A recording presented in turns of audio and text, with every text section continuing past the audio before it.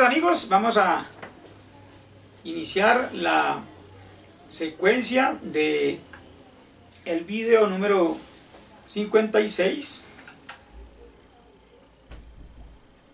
hablando de un tema importantísimo en la exégesis para la interpretación y el análisis del capítulo 7 del libro del profeta Daniel. El profeta Daniel, hemos dicho ya en videos anteriores, es una manifestación inconsciente del ángel Samael. El maestro Samael no era consciente de su actividad,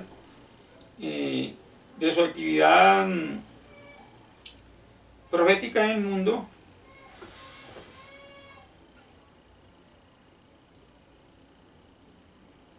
como avatar precursor de la era del Acuario. Él no era consciente. Cuando el maestro Samael estuvo encarnado como Daniel, él no era consciente. Luego retornó y se reencarnó como Juan Zebedeo y tampoco era consciente. No era consciente de estos asuntos. Esto es un asunto que lo vamos a ver después cuando analicemos la relación que tiene la locura de Nabucodonosor con el proceso del despertar de la conciencia del mundo. El mundo tiene que despertar conciencia, pero el mundo está representado en el libro de Daniel específicamente por el reinado de Nabucodonosor II, el Grande, rey de Babilonia. Recordemos que en el libro de Daniel se dice que él perdió la razón, y esta pérdida de la razón, en el capítulo 4 de Daniel, que eventualmente sufrió, o se dice que sufrió, supuestamente sufrió el rey Nabucodonosor, es una premonición o una profecía de lo que realmente está pasando a nivel de la conciencia superlativa del ser en el mundo. Vamos a entrar en materia. Daniel 7:1-8 habla de 4 bestias, y en el capítulo de 1 al 4 vamos a estar estudiando lo que es la primera bestia de la visión, de esa visión de Daniel, según pues el libro, ¿no? Según la profecía. Entonces vamos a buscar aquí y hacemos una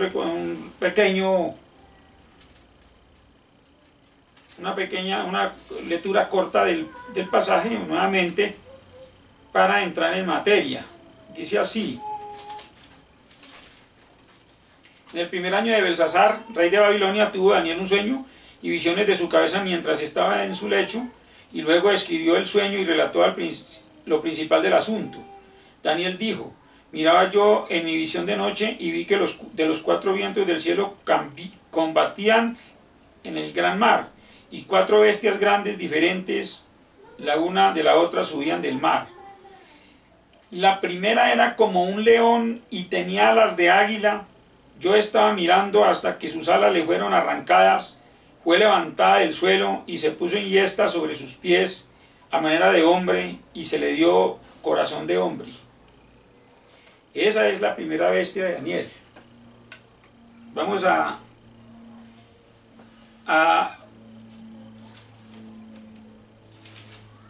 exponer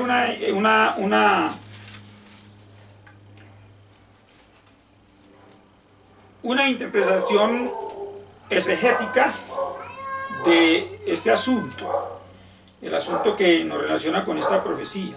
Debemos irnos antes que todo al libro de Deuteronomios. El libro de Deuteronomios, 17, 14, 20. Para entender este asunto debemos leer primero el libro de Deuteronomios 14, 20 y allí leeremos lo siguiente.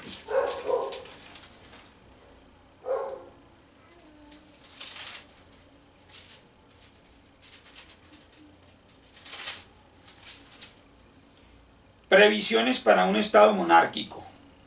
Cuando hayas entrado en la tierra de Jehová tu Dios te da, tomes posesión de ella, la habites y digas, voy a poner un rey sobre mí como todas las naciones que están en mis alrededores. Ciertamente pondrás como rey sobre ti al que yo diga. Y a uno de tus hermanos pondrá sobre ti como rey. De manera que aquí no dice, aquí en ningún momento, en ninguna Biblia, en ninguna escritura, según la historia sagrada y según los datos que tenemos aquí a la mano, en la escritura, la Biblia, no dice, en ningún momento dice aquí, pondrás como reina sobre ti al que Jehová tu Dios, a la que Jehová tu Dios escoja. Así, allí no dice así, ni tampoco dice a una de tus hermanas. Dice, a uno de tus hermanos pondrá sobre ti como rey. No podrás poner sobre ti a un hombre extranjero que no sea tu hermano, pero él no deberá tener muchos caballos, ni hará volver al pueblo a Egipto con el fin de adquirir caballos, pues Jehová os ha dicho, no volváis nunca por ese camino. Tampoco deberá tener muchas mujeres. No puede tener muchas mujeres, porque en eso consiste la visión de la primera bestia. Dice, tampoco deberá tener muchas mujeres para que su corazón no se desvíe, ni amontonará para sí demasiada plata ni oro. Cuando se siente sobre el trono de su reino, tendrá que escribir para sí en un libro una copia de esta ley, del original que está al cuidado de los sacerdotes levitas. Aquí no dice que de los rabinos judíos, ni de los sacerdotes judíos. Aquí dice de los sacerdotes levitas, porque el sacerdocio es de los levíticos, no de los judíos. Lo tendrá consigo y lo leerá todos los días de su vida, para que aprenda a temer a Dios, guardando todas las palabras de esta ley y estos asuntos de los estatutos, y los ponga por obra. Así no se elevará su corazón sobre sus hermanos, ni se apartará de estos mandamientos a la derecha ni a la izquierda, a fin de que él y sus hijos prolonguen los días de su reino en medio de Israel. De manera que, en primera instancia, el matriarcado no tiene campo. El matriarcado no tiene campo acá en el semitismo. El matriarcado tiene campo en la casa de familia. La mamá es la matriarca dentro de la familia cuando el papá no está. Cuando el padre no está en casa, la mamá es la cabeza de la familia. Y es el único lugar donde ella ejerce su reino y su potestad sobre su familia. Pero la mujer no debe gobernar ni en el primer nivel de conciencia. La mujer no se manda a sí misma, ni en el primer nivel de conciencia, ni en el segundo nivel de conciencia, que es el hogar, ni la familia, ni tampoco debe gobernar en el tercer nivel de conciencia, que es la empresa, ni en el cuarto nivel de conciencia, que es el gobierno. En ningún nivel de conciencia debe de gobernar la mujer. La mujer no debe gobernar, ¿no? Y no debe hablar en las asambleas. Eso es una costumbre que se tiene, eso es una ley o un principio que se tiene, un principio moral que se tiene por costumbre en el semitismo. Recordemos que el semitismo es la predicación de un evangelio establecido a partir de una comunicación directa con Dios. Y aquí en previsiones para un estado monárquico, en el libro de Deuteronomios 17, verso 14 al 20, dice que pondrá por rey al que Dios diga. Pero ¿cómo entonces vamos a saber quién es el que tiene que ser Dios si no hablamos con Dios? Entonces ya en este momento estamos develando misterios a nivel de el Apocalipsis de San Juan, donde estamos explicando que el hombre sí puede hablar con Dios y debe hablar con Dios, debe aprender a hablar con Dios, porque el hombre que no es capaz de hablar con Dios está en estado animal, y el hombre que habla con Dios ya está en estado espiritual. El hombre debe convertirse en un ciudadano del cielo y hablar con Dios. Y cuando el hombre habla con Dios, entonces entiende por qué el patriarcado semítico. ¿Por qué el patriarcado semítico? Y esta relación que hacemos de la primera bestia la estamos dedicando exclusivamente a la mujer en el poder, la mujer en el gobierno. La mujer no debe estar en el gobierno. En el semitismo la mujer no puede gobernar, porque el reino de Dios es de varones. El reino de Dios es para los varones. La mujer debe ocupar unos lugares específicos en el reino, pero no debe gobernar, no debe ser cabeza de gobierno. La primera, según las escrituras, la primera que entró a gobernar al pueblo judío, según el libro de los jueces, fue Débora. Débora es famosa porque nada de lo que hizo sirvió, para nada. Usurpó de pronto la heredad del reino porque el hijo murió o lo mataron o desapareció del mapa, del escenario cósmico de los acontecimientos. Y ella asumió el reino y usurpó ese trono y se autodenominó reina, se autodenominó jueza. Y fue juez en Israel, pero dice la escritura que no funcionó el reino. Luego tenemos a Maqueda. ¿Quién era Maqueda? Maqueda es el nombre supuestamente de la reina de Saba, que vino en tiempos de Salomón y vino con la misión de desestabilizar el estado del reino de Israel, tentando a Salomón y compartiéndole un libro llamado Goetia, donde se da a conocer todo lo que es la tesis avatárica, de el tantrismo sexual. En la tesis avatárica del tantrismo sexual es en la Goetia donde aparece el cuento de que el hombre, las posibilidades de desarrollar los poderes espirituales se encuentran innatos en el sexo, y que a través del sexo el hombre se convierte en un dios o se convierte en un demonio.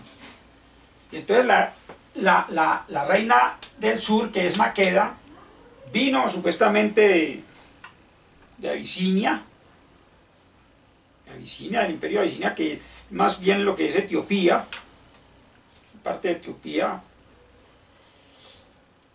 y le compartió a Salomón todo este argumento del tantrismo sexual. Y todo eso lo encontramos en el libro 1 de Reyes 3, 5, 15, donde Salomón habló con Dios y le pidió potestad y le pidió poder para poder gobernar, porque él era muy joven y le quedaba de pronto muy grande el hecho de gobernar. Pero dice la escritura que él habló con Dios y Dios le prometió que le iba a dar poder y sabiduría para que gobernara, aún siendo tan joven. Y dice la escritura que se le apareció por segunda vez, según el libro 1 de Reyes 9, del 1 al 9 y en adelante, se le apareció por segunda vez para advertirle lo que sucedería si él se ponía a negociar con los egipcios y se ponía a conseguir muchas mujeres, como está escrito acá en el libro de Deuteronomios 17, 14 al 20, que no debió hacerlo así. Entonces, desobedeció Salomón. ¿Por qué? Porque en el capítulo 1 de Reyes 11, del 1 al 11 y en adelante, dice cuál fue la causa de la caída de Salomón en su apostasía, en su locura. La apostasía es la locura, es el desequilibrio moral y mental, es una desestabilización totalmente psicológica, una locura, una pérdida de la cabeza. Perdió la cabeza Salomón con la venida de la reina de Saba. Se le olvidó lo que había hablado con Dios. Se le olvidó que había hablado con Dios. Y cuando se le olvidó que había hablado con Dios, se entregó completamente a Maqueda. Inclusive dicen las escrituras y los libros de la historia universal que le engendró un hijo que Maqueda le puso por nombre, puso por nombre Menelí, y que fue el emperador de Abisinia, uno de los emperadores de Abisinia. Entonces Salomón perdió la cabeza y desestabilizó el reino, y se cumplió lo que dijo el Señor, lo que le dijo el Señor, según se dice en el segundo sueño a Salomón, que él iba a destruir el reino. Y en el 1 de Reyes 11, del 1 al 11 lo confirma, dice que va a desestabilizar el reino de Israel, y lo desbarató por completo. Y desde ahí empezó todo el problema, y destruyeron desapareció por completo. Vemos que borraron del mapa a los levitas. Los judíos entraron a usurpar el sacerdocio. Ya los sacerdocios no eran levitas, sino que eran judíos. Los judíos no tenían por qué estar en el sacerdocio. Pero esto se dio fue a causa de la apostasía de Salomón. Se desestabilizó por completo el reino, y los judíos, que eran los más estudiados y los que se suponían los masones y los constructores del reino, los constructores del templo, entonces asumieron esa misión de reconstruir lo que había sido destruido después de la caída de Salomón. Y cuando ya se destruye el reino, entonces es cuando aparece Nabucodonosor II, y Nabucodonosor II llevó cautivos a Babilonia a todo el pueblo de Israel, a los sabios de Israel, a todos los sabios que estaban en Jerusalén, los llevó cautivos allá, y se llevó todas las cosas del templo para allá. Y todo el cautiverio de Nabucodonosor y todo lo que padeció el pueblo de Israel en el reinado de Nabucodonosor allá en Babilonia duró 40 años. Ya hasta unos 35 o 40 años apareció Ciro II el Grande. Y Ciro II el Grande dice que libertó, según el capítulo 5 del libro de Daniel, libertó al pueblo de Israel y ordenó que el pueblo de Israel y todos los que habían sido liberados y estaban dispersos de Babilonia, de la dispersión de Babilonia, se dispersaron por el mundo, entonces que subieran a Jerusalén y que ayudaran allá, los que tuvieran conocimiento de masonería, ayudaran allá a reconstruir las ciudades en Israel, y ayudaran a reconstruir el templo de Salomón. Y ordenó, según el libro de Esdras, dice que él ordenó a que fueran allá, y le entregó eso a los judíos, le entregó esa misión a los judíos, y entonces los judíos tienen en su poder el manejo de los asuntos de la iglesia judía.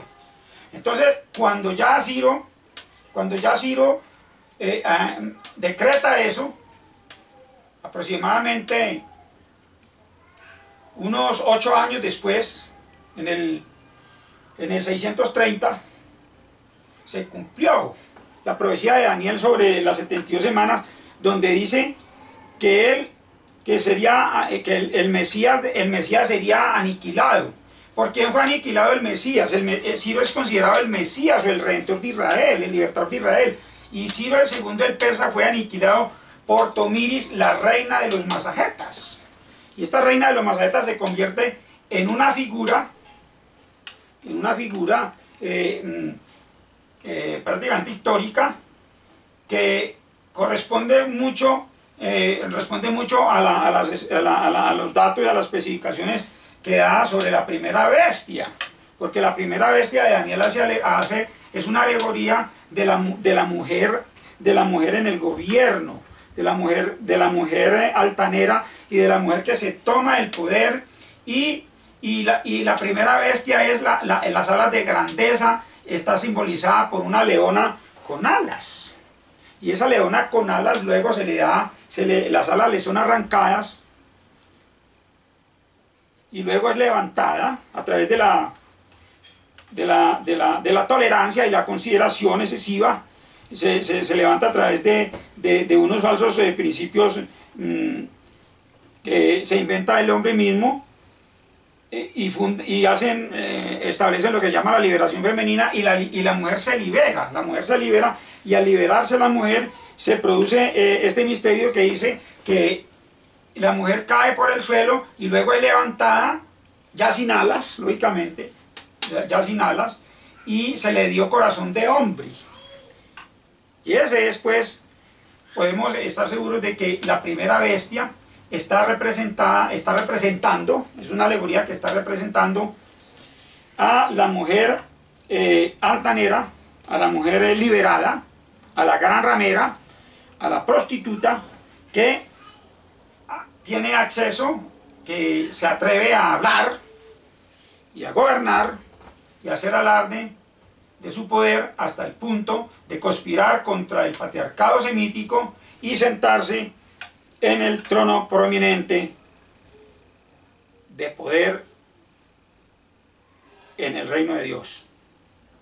Buenas tardes.